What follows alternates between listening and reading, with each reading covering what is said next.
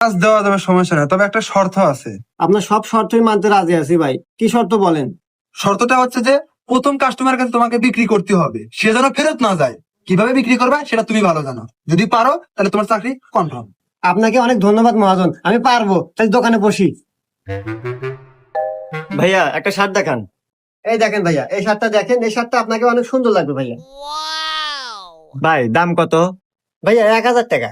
না ভাই বেশি হয়ে যায়। আচ্ছা ভাইয়া, আপনি 800 টাকা দেন। না ভাইয়া তাও বেশি হয়ে গেল। আরে ভাইয়া, দাম তো বেশি হয় না, আসলে এই শার্টের সাথে আমাদের একটা প্যান্ট ফ্রি আছে। শার্টের সাথে প্যান্ট ফ্রি? আচ্ছা ভাই তাহলে প্যাক করে দেন। ভাইয়া এদের শার্টের দাম নেন।